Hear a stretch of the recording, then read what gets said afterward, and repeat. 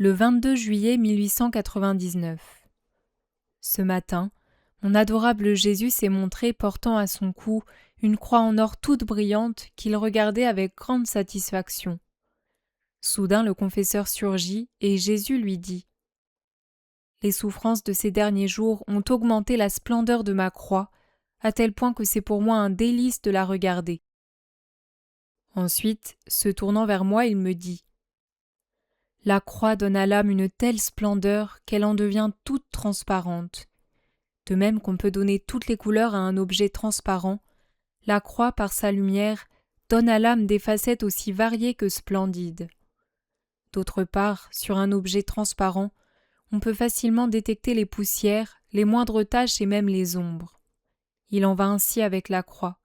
Puisqu'elle rend l'âme transparente, elle lui permet de repérer ses plus petits défauts et ses moindres imperfections, à tel point qu'aucune main de maître ne peut faire mieux que la croix pour transformer l'âme en une demeure digne du Dieu du ciel. Qui pourrait dire tout ce que j'ai compris au sujet de la croix et à quel point l'âme qui la possède me paraît enviable.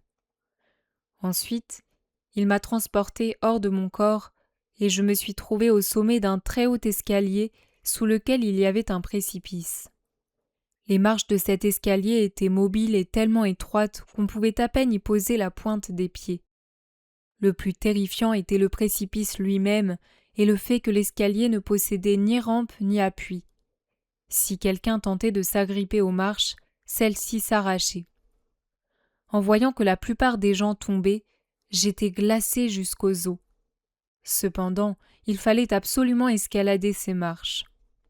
Je me suis donc engagé dans l'escalier, mais après 2 ou 3 marches, voyant combien je risquais de tomber dans l'abîme, j'ai supplié Jésus de venir à mon secours. Sans que je sache trop comment, il s'est trouvé près de moi et m'a dit « Ma fille, ce que tu viens de voir, c'est le chemin que tout homme doit parcourir sur cette terre.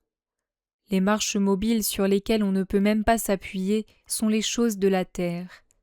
Si un homme tente de s'appuyer sur ces choses, au lieu de l'aider, elles le poussent à tomber en enfer. Le moyen le plus sûr consiste à grimper et à voler presque sans toucher le sol, sans regarder les autres et en gardant les yeux fixés sur moi afin de recevoir aide et force. Ainsi on peut facilement éviter le précipice.